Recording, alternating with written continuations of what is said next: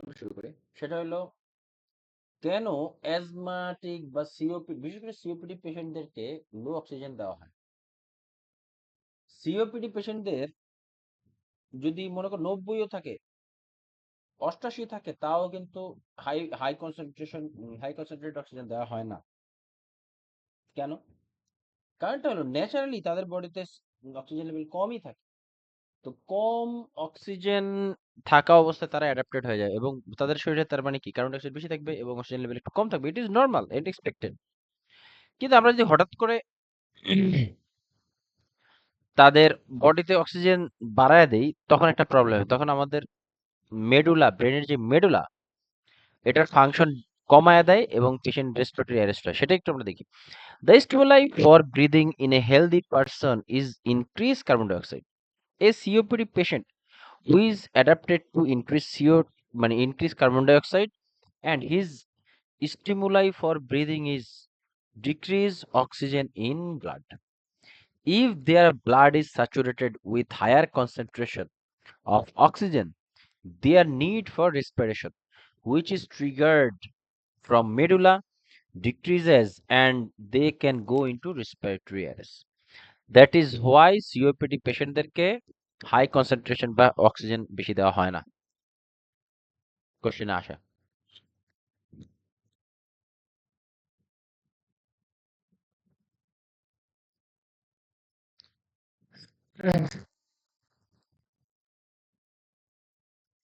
এবার আসলে non rebreather versus non rebreather reservoir pack, they are located on each side of the mass and আচ্ছা এগুলা আহ এটা খুব একটা দরকার নাই, ভাবি যে অনেক কিছুই আছে। ট্রাকিওস্টমি কলার উইথ টিপিস, এটা একটু দেখি আমরা। Tracheostomy collar with T piece. আচ্ছা, কখন পেশেন্টদেরকে ট্রাকিওস্টমি করা হয় বলো তো? কখন করা হয়? আমরা তো সবাই ভেন্টিলেটর পেশেন্ট প্লিজ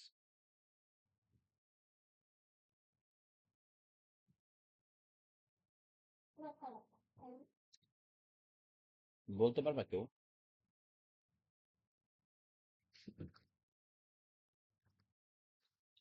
তারপর ইয়ার হয়ে যদি আহ, কোনো প্রবলেম হয় যেমন ট্রমার কারণে তখন ট্রাকেস্টমি দেওয়া হয়।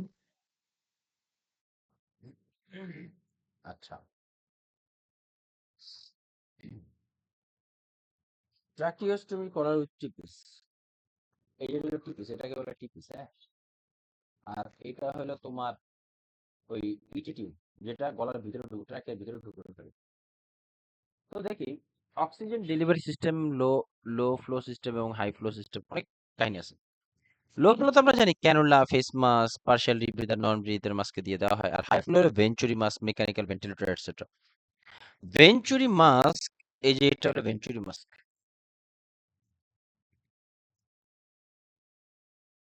এই ভেঞ্চুরি মাস্কের বিষয়ে একটু কথা বলার আছে, আমরা একটু দেখার চেষ্টা করি।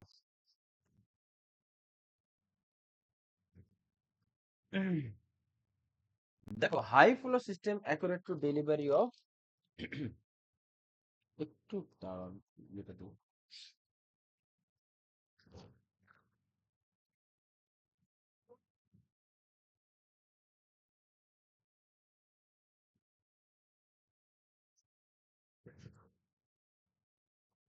হ্যাঁ, হাই ফ্লো সিস্টেম মানে এই হাই ফ্লো সিস্টেম একটা ইয়ে হলো যে এইখানে যেই অক্সিজেনটা দেওয়া হয় এটা অ্যাকুরেটলি যায়।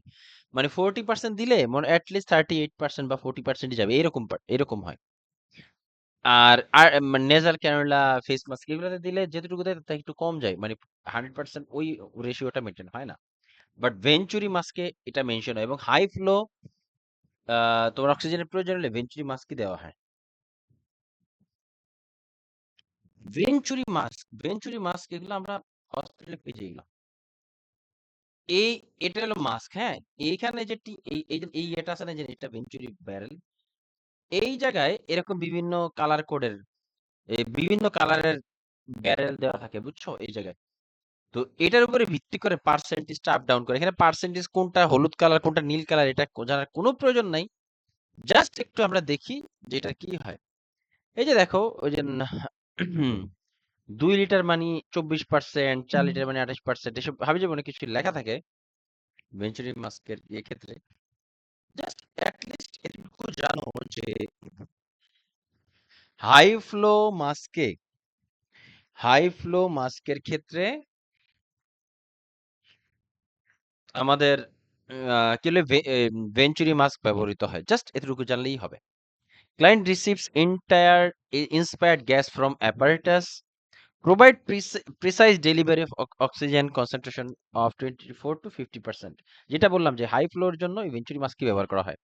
ফ্লো রেট 4 থেকে 10 litre per minute, has removal adaptors of different colours.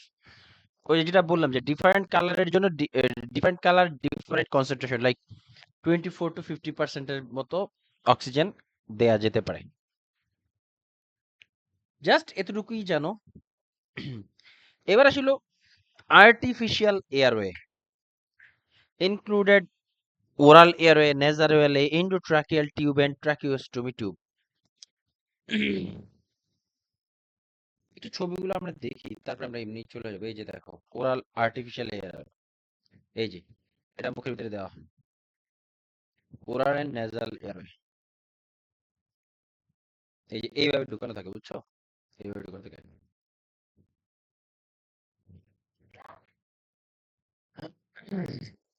A oropharyngeal airway helps to maintain the airway by stopping the tongue from covering the epiglottis। এই oropharyngeal এই যে এইটা দেখো এই যে এখানে একটা এই এটা কিন্তু হার্ড, প্লাস্টিকটা হার্ড কিন্তু এইটা সরাসরি আমাদের আনকনশিয়াস পেশেন্টদের ক্ষেত্রে এই আর্টিফিশিয়াল এয়ারটা মানে ওরোফ্যারিঞ্জিয়াল এয়ারটা খুবই কমনলি ব্যবহার করা হয়। কারণ এরা আনকনশিয়াস অবস্থায় অনেক সময় জিহ্বায় কামড় দিতে পারে, এই জন্য এটা দিয়ে দেওয়া হয় যাতে করে জিহ্বায় কামড় না দেয়। Helps to maintain the airway by stopping the tongue from covering the epiglottis during এই যে এটা আরেকটা কারণ আছে, সেটা হলো এটা একটু দেখা দিই। এই যে এপিগ্লটিসটা না, এই যে এই জায়গাটা, এই এপিগ্লটিস অনেক সময় মানে লাংসের যে একটা ঢুকে এটা ব্লক করে দেয়। এটাকে প্রিভেন্ট করার জন্য এই ওরোফেরিঞ্জিয়াল বা আর্টিফিশিয়াল এয়ারে ব্যবহার করা হয় যাতে এপিগ্লটিস, আমরা এর আগেও জানছি যে এপিগ্লটিস কি করে খাবার এয়ার না মানে ট্রাকিয়ার দিকে ট্রান্সফার করে, আর খাবারটা এটা হলো মানে একটা মানে ম্যানেজমেন্ট করে আর কি। খাবারের দিকে খাবার মানে এসোফেগাসের দিকে যাবে, এয়ারটা ট্র্যাকের দিকে যাবে, এটা মেনটেন করে এই এপিগ্লটিস। তো অনেক সময় কি করে আনকনশিয়াস পেশেন্টদের ক্ষেত্রে এটা কমনলি হতে পারে যে এপিগ্লটিস অনেক সময় ব্লক করে, বিশেষ করে এই জিহ্বাটা এপিগ্লটিসটাকে চাপ দেয়, তখন এটি এপিগ্লটিস কি হয়, ব্লক হয়ে যায়। সেই ক্ষেত্রে পেশেন্টের শ্বাসকষ্ট হবে। এটাকে প্রিভেন্ট করার জন্য এই ওরোফ্যারিঞ্জিয়াল এয়ারওয়ে ব্যবহার করা হয়। Helps to maintain the airway by stopping the tongue from covering the epiglottis during insertion the nurse should suction the upper airway, মানে মুখ এবং মুখের আশেপাশে। When oropharyngeal airway reaches the soft palate, the nurse rotates the oropharyngeal tip downward. Oropharyngeal airway should be never tapped in place because when the client awakes, the device can stimulate the gag reflex, causing it to choke and aspirate if it cannot be easily removed। আচ্ছা, এই অরোফেরিঞ্জিয়াল এরোটে কখনোই কিন্তু আমরা tape দিয়ে আটকানো হয় না, যেটা এটা কখনোই টেপ দিয়ে আটকানো হয় না। যদি পেশেন্ট জেগে যায়, কোনো পেশেন্ট যদি সেন্স ফিরে আসে, তখন পেশেন্ট তার নর্মাল অ্যাক্টিভিটি করতে গেলে এইটা এই ওরোফেরিঞ্জ যেটা প্লাস্টিকের হার্ড ডিভাইস কিন্তু, হ্যাঁ, এটা দিলে আবার জিহ্বা কোনোভাবে এপিগ্লটিসটাকে আটকাইতে পারে না, জিহ্বাটা বাইরে হয়ে আসতে পারে না। এই জন্য তোমার এই পেশেন্টের জ্ঞান চলে আসলে এটা খুলে সরায় ফেলতে হয়। আর এটা যদি না করা, অনেক সময় এটা চোকিং বা অ্যাসপাইরেশনও করতে পারে। এবার আসলে অরোফেরেঞ্জিয়াল এয়ারওয়ে মেজারমেন্ট। এই যে মিড পয়েন্ট, এই যে নাকের এই যে কার্টিলেজ থেকে ম্যান্ডিবল পর্যন্ত এটা মাপতে হয়, ঠিক আছে? The oropharyngeal area size is measured from the center of the mouth against the cheek to the angle of the jaw, angle of the মানে mandible, সোজা কথা mandible বরাবর, হ্যাঁ, or corner of the mouth of the earlobe, অথবা earlobe বললেও চলে। এই measurement এত কাহিনী মাহিনী এত কিছু দরকার নাই, এগুলা জাস্ট একটু জানে নাও এই পর্যন্ত। এটা হলো নেজোফ্যারেঞ্জিয়াল airway.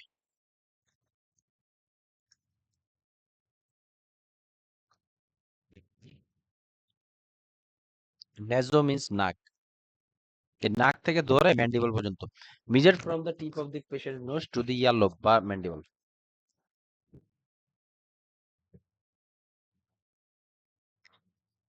নেজোফ্যারেঞ্জিয়াল airway contraindication head trauma, yes, head trauma বা হেড ইনজুরি, সাসপেক্টেড হেড ইনজুরিতে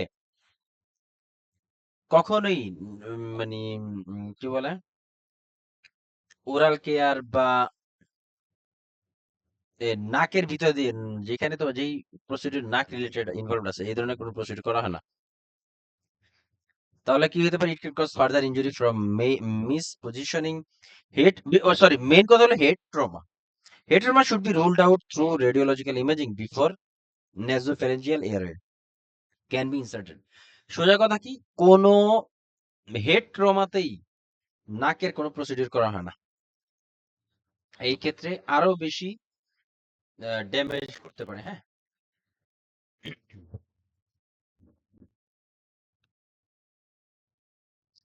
এবার আসি হলো ইটি টিউব বা এন্ডোট্রাকিল ভেন্টিলেশনের জন্য যে পেশেন্টকে ইয়ে পরায়, টিউবটা পরায়, এই যে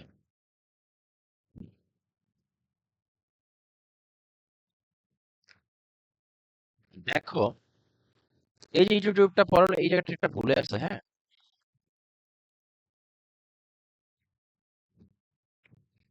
এই ভুলে থাকার একটা কারণ আছে, সেটা আমরা এখন দেখবো। তো আর্টিফিশিয়াল এয়ারওয়েজ অলরেডি বলতেছিলাম, include oral airway, nasal airway, endotracheal tube and tracheostomy tube. If patient needs artificial airway for more than 10 to 14 days, tracheostomy may be created to avoid mucosal and cord damage. Yes. যদি কোনো পেশেন্টের 2 সপ্তাহের মতো মানে artificial airway প্রয়োজন হয়, তখন ট্রাকিওস্টমি করা হয়। ট্রাকিয়া কেটে ওইখানে তোমার টিউব বসিয়ে দেওয়া হয়। এটা করা হয় কারণ কি? To avoid mucus and cord damage. Tube placement, আচ্ছা, তারপরে হলো tube placement is verified by auscultation and X-ray to ensure aeration of both side of the chest. Yes. আমরা এর আগেও মনে আছে, কেউ কি বলতে পারবা এই যে ইটি টিউব যে বসায় এটা লাংসের কোন জায়গায় পর্যন্ত ঢুকানো থাকে?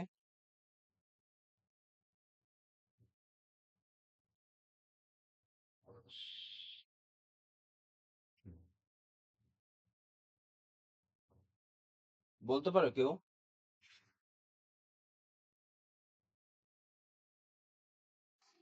ইউটিউব তো ওই যে 12 না, বলতে পারছি না। ব্রাঞ্চ, দুইটা ব্রাঞ্চে দুইটা লাঙে যায়। না, এটা ইটি টিউব না।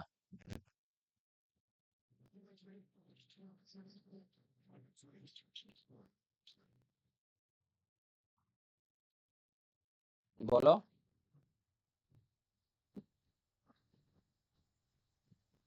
দেখো যে কি বিষ শিল্পের লাঞ্চে দেখো একটা জিনিস বলতে গেলে কত কনফিউশন। পারনি না, ক্যারি না, এই জায়গায় থাকে, এই জায়গায় এটি ইনস্টিটিউটে ঢুকে এই জায়গায় দেখো। রায়হান একটা বলছো, ওটা না বলার পরে আবার পিছনে ব্যাক করছো। এত কনফিউশন থাকবে কেন? কনফিডেন্টলি সবকিছু অ্যান্সার করতে হবে তো। এই ক্যারিনার এই পর্যন্ত থাকে, কারণটা কি? কারণ দুই পাশে সাপ্লাই দেয় সমানে। এই জন্য ইটিটিউব দেওয়ার পরে পেশেন্টের চেস্ট সিমেট্রিক্যালি উঠতেছে নামতেছে কিনা এটা খেয়াল করতে হয়, হ্যাঁ।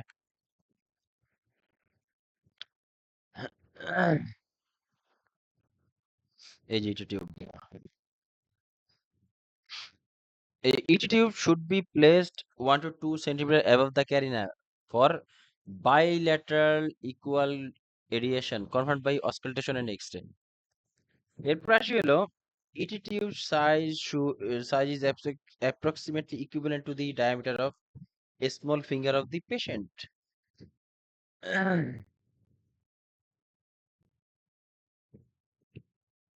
এবার আসলে tracheostomy and ET tube cuff functions. Tracheostomy এবং ইটি টিউবের কাজটা কি? এই ইয়েগুলা কাজটা কি? It separates upper and lower airway which prevent aspiration. Yes, এই এন্ডোট্রাকিয়াল টিউব আপার এয়ারওয়ে এবং লোয়ার এয়ারওয়ে, এই যে like mouth, nose, mandible, larynx, ফ্যারিংস, এগুলো হলো সব আপার এয়ারওয়ে। আর লোয়ার এয়ারওয়ে কি, এই যে তোমার কি বলে লাংস, ট্রাকিয়া, এগুলো হলো লোয়ার এয়ারওয়ে। এই দুইটাকে পৃথক করে রাখে। It ensure delivery of a set tidal volume when mechanical ventilation is used. এইগুলো আসলে গুরুত্বপূর্ণ যেটা সেটা বলতেছি। এই যে দেখো, এই ইটি টিউবের ভিতরে এই যে ফুলে দেওয়া হয় না, এই যে এখানে এখানে এটার ভিতরে এয়ার দিয়ে এটার ভিতরে এয়ার দিয়ে পেশেন্টের এটা ফুলে রাখা হয়। এটা কেন করা হয়? এর অন্যতম প্রধান কাফ, এটাকে বলে কাফ। এই কাফের ভিতরে এয়ার দিয়ে ফুলিয়ে দেওয়া হয়। এটা একটা কারণ হলো এটা যাতে ডিসলজমেন্ট না হয়, এই এন্ডোট্রাকিয়াল টিউব যাতে এখান থেকে সরে বের হয়ে না আসে, এক। আরেকটা কারণ হলো এটা আপার এয়ারে কি বলে এয়ারওয়ে এবং তোমার এই এয়ারওয়ের দিকে দেখো, এই মুখ থেকে এই গলা মানে ট্রাকিয়া দিয়ে যে সিকটেশনটা আসে, এইটা এই বেলুনটা ফুলে রাখলে নিচের দিকে আসে না। এর ফলে তোমার কি বলে বিভিন্ন ইনফেকশন এগুলা প্রিভেন্ট করা হয়, বিশেষ করে তোমার অ্যাসপাইরেশন এগুলাকে প্রিভেন্ট করা হয়। আরেকটা হলো ডিসলজমেন্ট প্রিভেন্ট করা, আই মিন হঠাৎ করে যে ছুটে যাবে এই টিউব, এটাকে প্রিভেন্ট করে এই কাফ প্রেসারটা। হ্যাঁ, এই কাফ প্রেসার থাকে হলো সাধারণত 10 থেকে 20। Cuff pressure monitoring check by filling the pilot balloon or with cuff pressure manometer. Cuff, এই যে এটা হলো কাফ প্রেসার ম্যানোমিটার। এই কাফ প্রেসার ম্যানোমিটার আছে। এটা কেন? এটা নরমাল নরমাল থাকে হইলো মানে সর্বোচ্চ থাকে হইলো pressure is usually less than 20, মানে 10 থেকে 20 না, আই মিন 20 পর্যন্ত থাকে আর কি। সেটা আমরা একটু এখন দেখব। If a patient needs artificial air more than 10 to 14 days, tracheostomy may be created to avoid mucosal and cord damage. Tube placement is verified by auscultation and X-ray to ensure adhesion of both sides to the chest. তারপরে আসে হলো যে endotracheal and tracheostomy may have a cuff. Endotracheal বা ET tube and tracheostomy may have a cuff. Pilot balloon used as a guidance for determining the presence or absence of air in the cuff. ওই যে মানে ভিতরে কাফটা যে ফুলায় দেওয়া হয়, cuff pressure is maintain usually less than 10 milli 20 usually 20 millimetre of mercury. Yes, cuff pressure কেন 20 millimetre of mercury রাখা হয়? কারণটা হলো এই কাফ প্রেসার যেটা থাকে, এই প্রেসারটা যদি বেশি বাড়ানো হয়, আমাদের ল্যারেঞ্জিয়াল একটা নার্ভ আছে যেটা আমাদের কথা বলার জন্য ব্যবহৃত, যেটা আমাদের কথা বলতে সাহায্য করে। এই কাফ প্রেসার যদি 20 বেশি থাকে, সেটা আমাদের পার্মানেন্ট আজীবনের জন্য আমাদের এই ল্যারেঞ্জিয়াল নার্ভকে ড্যামেজ করে দেয়। এই ল্যারেঞ্জিয়াল নার্ভ ড্যামেজ হয়ে গেলে আমরা তখন কথা বলতে পারবো না। পেশেন্ট দেখা যায় যে ডিউ টু এনি সে কোমায় চলে গেছে, তাকে ইটি টিউব দেওয়া হয়েছে বা ভেন্টিলেশনে রাখা হয়েছে, কিন্তু কাফ প্রেসারের কোনো খবর নাই। কাফ প্রেসার আমরা জানিও না। ইভেন কি আমিও ব্যাচেলর এটা এত ডিটেলস পড়ায় নাই। আমি এনক্লেক্স পড়ার পরেই আমরা শিখছি। তো ওই যে সিরিঞ্জে তো আমরা 10cc সিরিঞ্জ দিয়ে এটা ইয়ে করি, ইনফ্লেট করি। না, মানে এটা তোমার এই ম্যানোমিটার দিয়ে দেখো, এই যে আসলেই ভাইটাল। দেখো, এই যে তুমি কথাটা বললে, এটা আমি নিজেও এটাই করছি। এনক্লেক্স আসার পরে শিখছি এটা। এটা জাপানেও আমরা দেখছি নিজে এই টিউবও ম্যানোমিটার। দেই, টিউব দিতে পারি। আচ্ছা আচ্ছা, এটা খুবই ভালো। বিষয়টা হলো দেখো, এই এই যে ইটি টিউব যে দেওয়া হয়, এটা 20 মিলিমিটার অফ মার্কারির বেশি গেলে কি প্রবলেম হয়? যে ল্যারেঞ্জিয়াল নার্ভ আছে না, ধরো পেশেন্ট ডিউটি এনে দিয়েছেন, সে ধরো নরমালি তার অক্সিজেন লেভেল কমে গেছে, তাকে ইটি টিউব দেওয়া প্রয়োজন পড়ছে। সে অক্সিজেন লেভেল ঠিক হলে সে আবার সার্ভাইভ করবে, এটাই নরমাল, এটাই আমরা জানি। এখন ইটি টিউব দেওয়ার পরে পেশেন্ট এর পরে কথাই বলতে পারতেছে না। কারণটা কি? তার এই এই যে টিউবে যে প্রেসারটা আছে এই প্রেসারটা বেশি ছিল। 20 মিলিমিটারের বেশি থাকলে সাথে সাথেই তো আর নার্ভ ড্যামেজ হয়ে সে কথা বলা বন্ধ করবে না। ঘন্টার পর ঘন্টা, দিনের পর দিন এভাবে রেখে দিলে, এই প্রেসার রিমেইন করলে, দেন যে তার এই ল্যারিঞ্জিয়াল নার্ভ ড্যামেজ হয়, পেশেন্ট পার্মানেন্টলি কথা বলা হারায় ফেলে। এই জন্য monitor the pressure at least every 8 hours. এই যে কাফ আছে না, কাফের মোস্ট ইম্পর্টেন্ট দুইটা পার্ট হলো, একটা হলো এটা আপার এন্ড লোয়ার এয়ারটাকে আলাদা করে দেয়, এবং এর ফলে কি হয়, অ্যাসপিরেশন ইয়ে করে, মানে প্রিভেন্ট হয়। আরেকটা হলো যে তোমার টাইডাল ভলিউম, যাই হোক, আর না বাড়াই। তাহলে আচ্ছা, এটা too too high cuff pressure impede circulation to the tracheal mucosa, which can lead to stenosis and necrosis of the trachea। যেটা বললাম, এই যে টু হাই কাফ প্রেসার, অনেক বেশি কাফ প্রেসার যদি থাকে, সেটা ট্রাকিয়ার যে মিউকাসাল লেয়ার এটাকে ড্যামেজ করে দেয় এবং নেক্রোসিস করে দেয়, যার ফলে ল্যারিঞ্জিয়াল নার্ভ ড্যামেজ হয়ে আলটিমেটলি কথা আর বলতে পারে না। Endotracheal cuff should remain inflated all times. Yes, কাফটা অল টাইম যেন ইনফ্লেট থাকে, মানে ফোলা থাকে। Tracheostomy cuff may be deflated when the client is no longer on mechanical ventilation and has begun to eat, and when patient can talk। এই জন্য দেখবা patient সজাগ থাকলেও, ভেন্টিলেশন পেশেন্ট সজাগ থাকলেও সে কথা বলতে পারে না, এই কারণে, কারণ ওই জায়গাটা আটকানো থাকে। If cuff need to be deflated for any reason, যদি কোনো কারণে কাফ যেটা খুলে ফেলতে হয়, সাকশন দ্য ট্র্যাকে, অবশ্যই সবার আগে সাকশন করতে হবে। Clean the area above the cuff of secretions by gently suctioning deep into oropharynx. Suction the trachea before suctioning the mouth or pharynx. Yes, এখানে একটা ইম্পর্টেন্ট কোশ্চেন আছে, খুবই জটিল কোশ্চেন। দেখো, এই যে, আচ্ছা টেক্সট এটা না,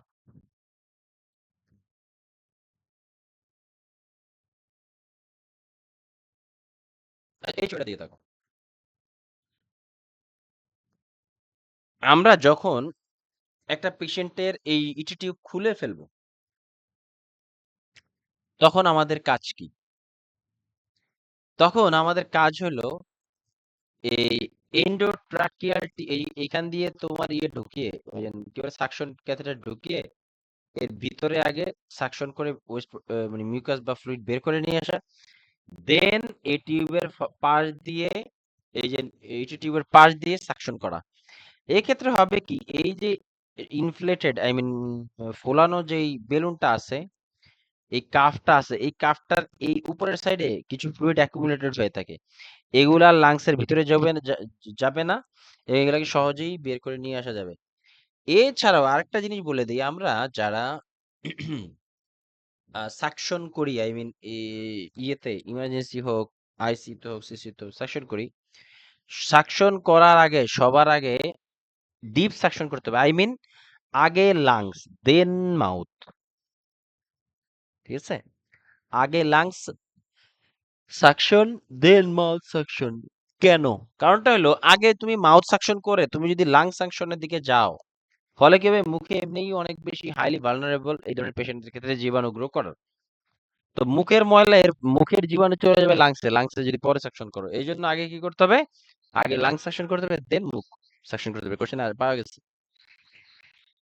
এই যে এখানে এটা বলছে, if cuff need to be deflated for any reason, suction the trachea, clean the area above the cuff of secretions by gently suctioning deep into oropharynx, suction the trachea before suctioning the mouth or pharynx। Cuff leaks may be checked, cuff যদি কোনো leak করে সেটা কিভাবে আমরা check করব? If the pilot balloon not filling when air is injected, the patient is able to talk when the cuff is inflated। এই কাফটা, এই টিউবটা যখন বের করে নিয়ে আসবে, কাফের প্রেসারটা ছেড়ে দিয়ে এই এক্সপেক্টেড আমরা কি চিন্তা করব, যে পেশেন্ট কথা বলতে পারবে। কোনো কারণে যদি পেশেন্ট কথা বলতে না পারে, মেবি তার ল্যারেঞ্জিয়াল নার্ভ ড্যামেজ হয়েছে, এটা মাথায় রাখবা। If the pylon balloon not filling when air is injected, the patient is able to talk when the cuff is inflated. There is air leaking during positive pressure breathing. Yes.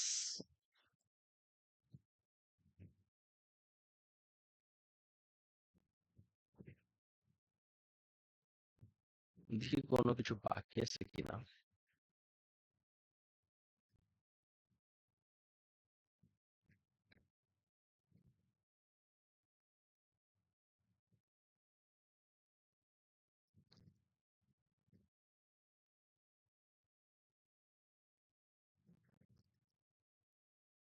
এবার আসলে ট্রাকিও bronchial suctioning, ওই যে আমরা যে suction দিই না, এই suction মানে lung suction. Catheters may be inserted through various routes like nasopharynx, নাক দিয়ে প্রবেশ করানো, মুখ দিয়ে করানো যেতে পারে, or via an artificial airway, ওই যে টিউব মাত্র যে দেখালাম। Place patient in semi Fowler position, পেশেন্টকে আমরা সেমি ফাউলার পজিশনে রাখবো, মানে 45 ডিগ্রি অ্যাঙ্গেলের ভিতরে রাখবো।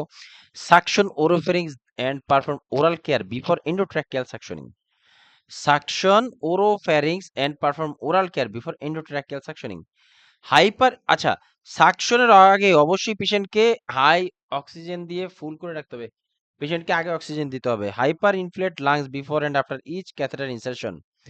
Insert the catheter into the airway until cough is stimulated or secretion obtained.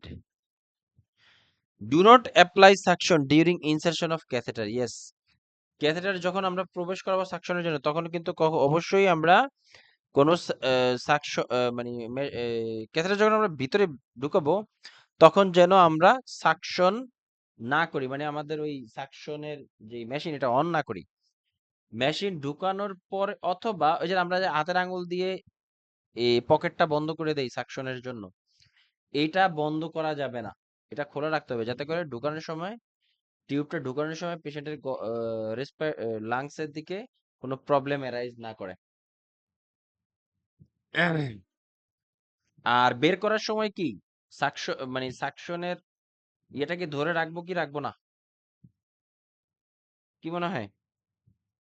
আমরা যখন একটা টিউব বের করে নিয়ে আসবো সাকশনের পরে পরে তখন আমরা কি টিউবটাকে মানে এয়ার যাতে বের হয়ে না যেতে পারে, এই জন্য আমরা ধরে রাখবো, মানে নেগেটিভ প্রেশারটা ক্রিয়েট করার জন্য বের করার সময় ধরে রাখতে হয়, আর প্রবেশ করার সময় ধরে রাখতে হয় না। Do not apply suction during insertion of catheter during withdrawal. ওইটা ওইটা একটু ক্লিয়ার, মানে ধরে রাখতে হয় কেন, মানে বের করার সময় এয়ার এম্বলিজম হবে? না না না, বের করার সময় যদি তুমি ওই যে ইয়েটা মানে সাকশনটা ক্রিয়েট না করে রাখো, তাহলে তো তোমার কোনো ওয়েস্ট প্রোডাক্টই তুমি বের করতে পারবে না। আমার মনে হয় তুমি বুঝো না এই বিষয়টা। আমি তোমাকে বলি, সাকশন তো একটা সাক করে, নেগেটিভ প্রেশার ক্রিয়েট করে না একটা ইন্টারনালি। যখন তুমি মেশিনটা চালু করে ভিতরে ঢুকাবা, তখন কোনো ওই যে তোমার পোর্ট আছে ওইখানে, নেগেটিভ প্রেশার উৎপন্ন হওয়ার পোর্ট আছে। ওই যে তুমি যখন ইনসার্ট করো টিউব যখন ইনসার্ট করো, তখন তো তোমার এই নেগেটিভ প্রেশারের দরকার নাই। যখন বের করবা তখন নেগেটিভ প্রেশারের দরকার আছে। কেন? কারণ তখন যদি প্রেশার না থাকে, এই টিউব কিভাবে সে ওয়েস্ট প্রোডাক্ট বা ফ্লুইড বা কি বলে এই মিউকাস এগুলো কিভাবে বের করবে? এই জন্য বের করার সময় সাকশনের প্রয়োজন আছে, প্রবেশ করানোর সময় সাকশনের প্রয়োজন নাই, মানে সাকশন মেশিনের প্রয়োজন নাই। During withdrawal the tool catheter while applying intermittent suction. Yes, যখন আমরা বের করে নিয়ে আসবো ক্যাথেটারটা বা টিউবটা, তখন যেন আমরা ঘুরে ঘুরে বের করি, যদি এটা আমরা করি, আশা করি করো তোমরাও। হোয়াইল অ্যাপ্লাইং ইন্টারমিডিয়েট সেকশন, এবং যখন আমরা এই পুরোটা বের করে নিয়ে আসবো, এই ক্যাথেটারটা বের করে নিয়ে আসবো সাকশনের সময়, সরি সাকশনের, তখন যেন আমরা ঘুরে ঘুরে বের করে নিয়ে আসি। Entire process of suction should not exceed 10 second. এবং পেশেন্টের শরীরের ভিতরে শরীরের ভিতরে পেশেন্টের লাংসের ভিতরে যখন আমরা কোনো সাকশন দিব বা ওয়েস্ট প্রোডাক্ট বের করে নিয়ে আসবো, এই টিউব ঢুকানো এবং টিউব ঢুকানোর পরে ওইখান থেকে ওয়েস্ট প্রোডাক্ট বের করে নিয়ে আসা টোটাল সময়টা হয়তো হবে 10 সেকেন্ড। ঠিক আছে? The nurse waits for 1 to 2 minutes between the suction passes. এবং একবার সাকশন দেওয়ার পরে 1 থেকে 2 মিনিট অপেক্ষা করতে হবে, যাতে পেশেন্ট নতুনভাবে অক্সিজেন সে নিজেই ইনহেল করতে পারে।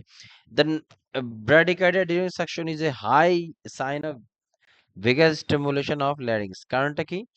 কারণটা হলো এই যে আমাদের ভেগাস নার্ভ, আমাদের সবচেয়ে লংগেস্ট নার্ভ হলো ভেগাস নার্ভ। এটা আমাদের গলার পাশ দিয়ে যায়। যখন এই সাকশনটা দেওয়া হয়, তো অনেক সময় হয় কি আমাদের এই কি বলে ভেগাস নার্ভ স্টিমুলেটেড হয়, যার ফলে কি হয় আমাদের হার্ট রেট কমে যেতে পারে, এটা normal. If it occurs discontinue and if it occurs discontinue suction a vagal stimulation of larynx, ঠিক আছে? তো যদি কখনো আমাদের এই সাকশন দিতে যে ব্র্যাডিকার্ডিয়া হয়, তখন আমরা সাথে সাথে সাকশন বন্ধ করে দেবো। কারণটা কি? ওই vasovagal response. If it occurs discontinue suction and ventilate with 100% oxygen, যদি এরকম হয় কখনো, তাহলে সাকশন বন্ধ করে দিয়ে তাকে পেশেন্টকে 100% অক্সিজেন দেওয়া যেতে পারে।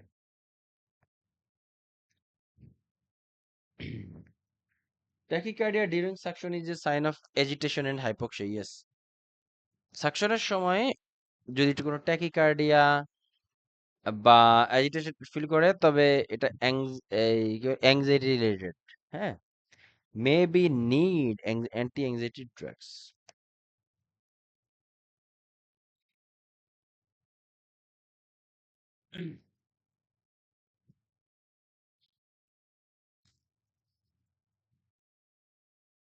আচ্ছা, এরপরে আসি হলো আরেকটু ফাইনাল ছোট ছোট কিছু কথা বলি যেগুলো জানতে হয়। ট্রাকিওস্টমি calf should be kept deflated during swallowing and talking. Yes, এই যে আমাদের ইয়ে আছে, কি বলে, এই যে আমাদের আম, কি বলে, আমরা যে সাকশন দেই, এই যে টিউব দিয়ে যে আমরা সাকশনটা দেই, এই সাকশনটা কিভাবে আমরা দিতে পারি? যখন ইটি টিউব বা ইন্ডোট্রাকিয়াল টিউবটা আমাদের ট্র্যাকিয়াতে গিয়ে ফুলে থাকে, ওই যে বেলুনটা ফুলে থাকে, তাই না? তখনই তো আমরা ইজিলি সাকশন দিতে পারি। কিন্তু পেশেন্ট কথা বলার জন্য এবং গেলার জন্য, মানে গিলতে থাকবে, সে কথা বলতে হবে, এটার জন্য অবশ্যই কিন্তু কাফ, এই যে দেখো, এই যে আমরা একটু দেখাই দিই, এই কাফটা, এই কাফটা কিন্তু মানে এই মানে ফুলানো থাকা যাবে না। হ্যাঁ, এই কাফটা পেশেন্ট কথা বলার জন্য কথা বলতে চাইলে এই কাফটা বন্ধ থাকতে হবে। আর ট্র্যাকিস্টমি তো সেম একই, বুঝছো? এইখানে জাস্ট এটা ফুলানো থাকে। একটু দাঁড়াও।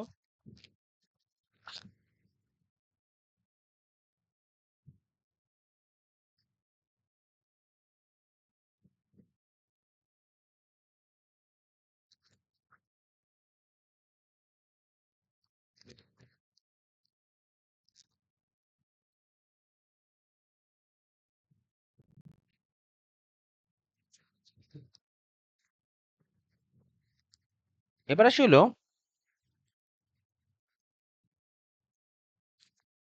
আচ্ছা আমরা সাকশন কততে দিব দেখি? এখানে তো অনেকেই তো সাকশন টাকশন দাও। সাকশন যখন দেওয়া হয়, এই সাকশনে প্রেসার কত কত দেওয়া হয়?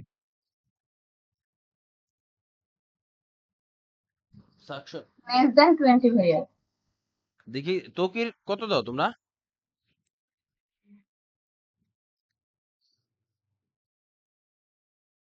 200 মিলিমিটার, হুম, লেস দেন আরেকটা, 300 মেবি।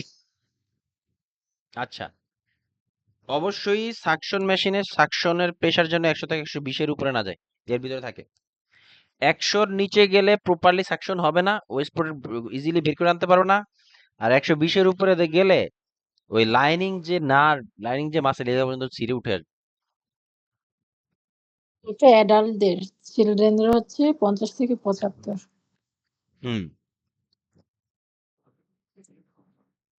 ইয়েস, চিলড্রেনদের ক্ষেত্রে 50 থেকে 75, এটা হলো অ্যাডাল্টদের, রাইট?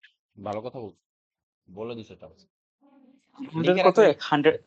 100 থেকে 110, 20, 120, চিলড্রেনের হলো 50 থেকে 75।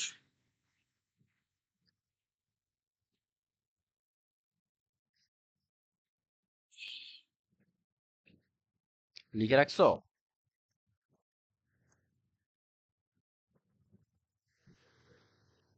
জি, লিখে রাখছি। আচ্ছা, জন্মের সময় অনেক সময় সাকশন দেওয়ার প্রয়োজন পড়ে, তাই না? আগে কি মুখে সাকশন দিব নাকি আগে নাকে সাকশন দিব? কি মনে হয়?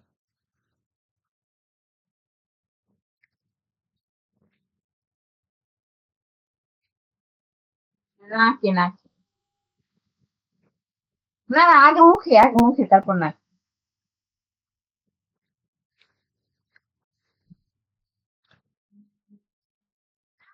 আচ্ছা, এটার উত্তর এখন দিলাম না, এটাও প্রশ্নে পাইছি, হ্যাঁ, তো বলে দিব। আচ্ছা, ট্র্যাকিস্টমি রিলেটেড কিছু কথা এখন বাকি আছে, শেষ হয় নাই স্লাইড এখনো।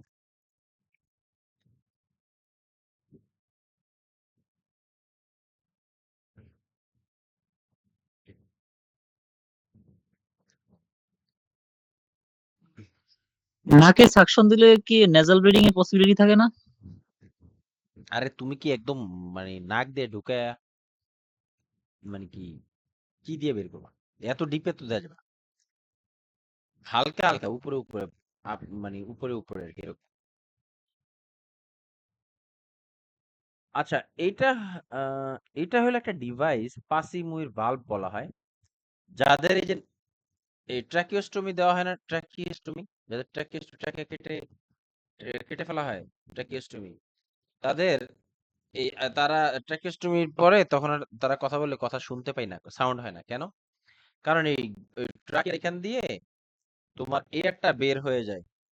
এর ফলে কি হয়, আমরা আর কথা তৈরি হয় না, কথার জন্য যে ভাইব্রেশন দরকার সেই ভাইব্রেশনও হয় না, কথার উৎপত্তি হয় না। এই জন্য পাসি মুইর ভালভ নামের একটা ভালভ ট্রাকিওস্টমিতে ব্যবহার করা হয়। এই ভালভটা কি করে, এই ট্রাকিয়াটা কাটার আগে যেরকম একটা সাউন্ড, যেরকম থাকে সাউন্ড করতো, এই ভালভটা ব্যবহার করলে সেম একই রকম ভাবে সাউন্ড করে। বুঝছো?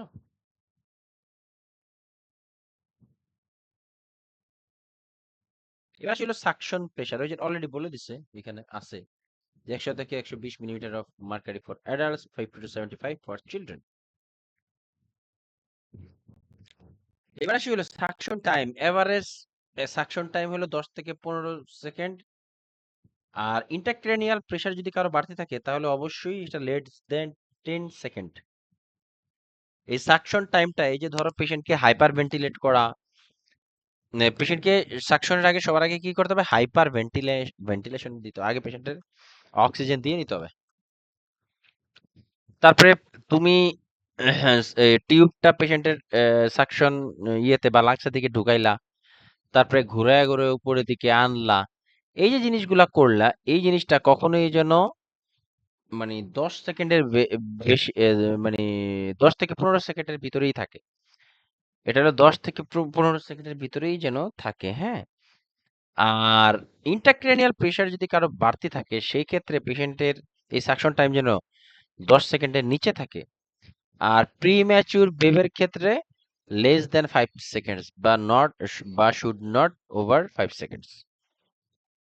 প্রিম্যাচুর বেবির ক্ষেত্রে যদি আমরা সাকশন দেই সেটা লেস দেন 5 সেকেন্ড, যদি ইন্ট্রাক্রেনিয়াল প্রেসার থাকে সেটা লেস দেন 10 সেকেন্ড, আর যদি আর এভারেজ সাকশন টাইম হলো 10 to 15। ঠিক আছে? জেসিআই ট্রেনিং এ বলছে যে নট মোর দেন 10 সেকেন্ড। সেটাই তো বললাম, এখানেও আছে, বইতেও কিন্তু লেখা আছে নট মোর দেন 10 সেকেন্ড। এই যে দেখো,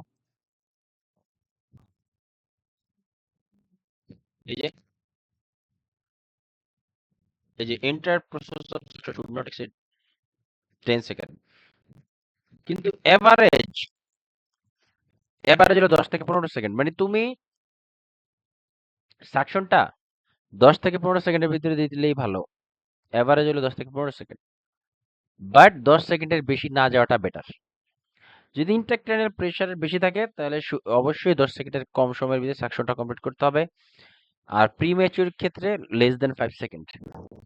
এবার হলো সাকশন দেওয়ার কিছু টিপস আছে। Hyperventilate lungs before and after each catheter insertion. Yes, আমরা পেশেন্টকে সাকশন দেওয়ার আগে হাইপার ভেন্টিলেট করবো, মানে অক্সিজেন দিয়ে নিব লাংসে ইয়ে দেওয়ার আগে একবার, সাকশন দেওয়ার আগে একবার, সাকশন দেওয়ার পরে একবার। Insert the catheter into the airway until cough is stimulated or secretion obtained. Do not apply suction during insertion of catheter. Yes, যেটা বললাম, আমরা কখনোই সাকশন ক্যাথেটারের উপরে চাপ দিয়ে ধরে ওখানে চাপ দেওয়ার একটা জায়গা আছে, দেখবা ফুটা থাকে, ওই জায়গায় চাপ দিলে সাকশন তৈরি হয়, আর চাপ না দিলে কোনো সাকশন তৈরি হয় না। তো আমরা যখন ইনসার্ট করবো তখন যেন আমরা সাকশনের ওই ইয়েটাতে চাপ না দিই। Do not apply suction during insertion of catheter, during withdrawal twill the catheter while applying, তখন বের করে তখন ঘুরায় ঘুরায় যেন বের করে নিয়ে আসি। Entire process of suction should not exceed 10 seconds. The nurse wait for 1 to 2 minute between the suction process. একবার সাকশন দেওয়ার পরে আবার 1 থেকে 2 মিনিট যেন একটু অপেক্ষা করি, যাতে পেশেন্টের অক্সিজেন লেভেলটা আবার রিগেইন করে। যদি আমরা এটা একদমই করি না, অ্যাটলিস্ট আমি তো করিই নি। তৌকির করছো? তৌকির করো।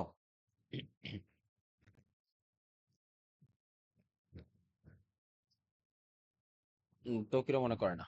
এবার আসি হলো bradycardia and tachycardia during suction. এটা অলরেডি বলছি, bradycardia during suction is a sign of vagal stimulation of larynx. এটা যেটা বললাম যে যেহেতু আমাদের ভেগাস নার্ভ এখান থেকে চলে যায় না, if it occurs discontinuous suction and ventilate with 100% oxygen. Tachycardia during suctioning is a sign of agitation and hypoxia, may need anti-anxiety drugs. এই যে দেখো সাকশন এইভাবে দেয়, এখান থেকে নিচের দিকে নামে। হ্যাঁ, এই যে আমাদের ভেগাস নার্ভ গলা থেকে বের হয়ে আমাদের গলা, হার্ট, কিডনি, লিভার, লাং, এগুলো সবগুলো যায়।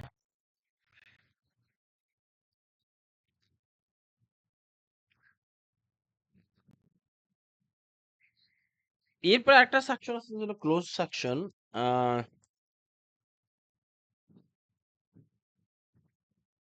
এটা একটু জাস্ট একটু বলে একটু শোনো। এই ক্লোজ সাকশনে কখনোই সাকশনের জন্য পেশেন্টের ভিতরে কোনো ক্যাথেটার ঢুকাইতে হয় না। এই এই ক্লোজ সাকশন যেটা, এটাতে অলরেডি পেশেন্টের মানে ট্রাকিয়ার ভিতর দিয়েই তোমার কি বলে, এই ট্রাকিয়ার ভিতর দিয়েই টিউব আগে থেকেই ঢুকানো থাকে। ট্রাকিয়ার ভিতর দিয়ে এই যে দেখো, এই যে একটা ইয়ে আছে না, এই যে এটা এটা হলো সাকশন ক্যাথেটার। এটা এই টিউব যখন করা হয়, মানে এন্ডোট্রাকিয়াল টিউব যখন করা হয়, তখন এই ক্লোজ সাকশন থাকলে তখন মানে এন্ডোট্রাকিয়াল টিউব ইনসার্টের সাথে সাথেই এই ক্যাথেটার ইনসার্ট করে দেওয়া হয়। এইখানে সিস্টেমটা হলো এটা খুবই হাইলি স্টেরিলাইজড ওয়েতে মেনটেন হয় এই জিনিসগুলা।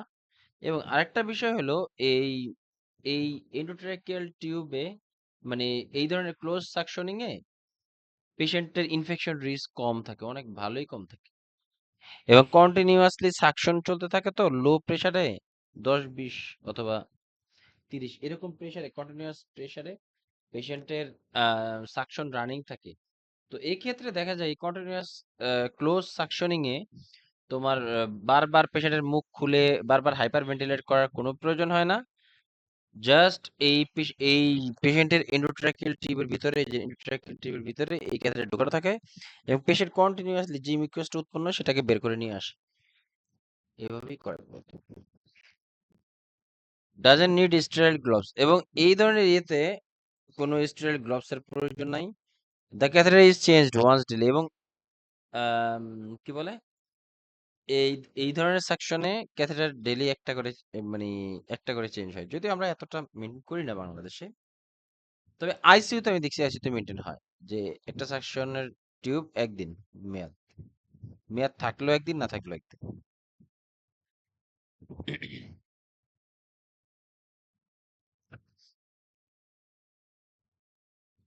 এই একটা আলাদা প্রকারের সাকশন মেশিন, যেটা তোমার বিষ খাওয়া পেশেন্টদের ক্ষেত্রে আমি দেখছি এটাকে ব্যবহার করে, ইয়াংকুয়ের সাকশন।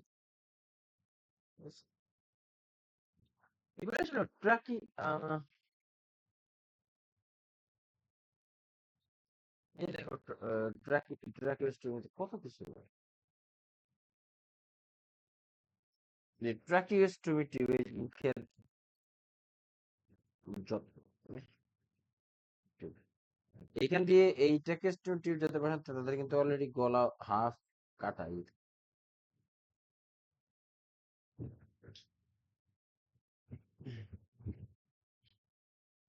এই যে ট্র্যাকিওস্টোমি চেঞ্জ, টিউব চেঞ্জ কিভাবে করব সেটা একটু পরে দেখতেছি। চলো আমরা একটু দেখে ট্র্যাকিওস্টোমি কেয়ার সম্পর্কে।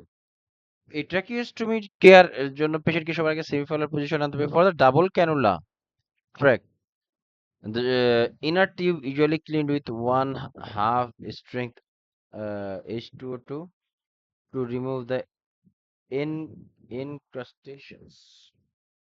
আচ্ছা মানে কি? মানে হলো যদি ২টা ক্যানুলা থাকে তখন জায়গা থাকতে দরকার নেই। তবে সেমিফালার পজিশন এটা মেইনটেইন করে ২টা চ্যানেল রাখো। Obtain assistance time as needed. Tracheostomy tie change. Apply the new ties, then cut and remove the old ties while holding the tracheostomy in place. আচ্ছা এটা একটু এখান থেকে দেখেন। Tracheostomy tie change. Apply the new ties. মানে ওই যে কি বলে ট্র্যাকিওস্টোমি করার পরে পেশেন্টের গলায় আলাদাভাবে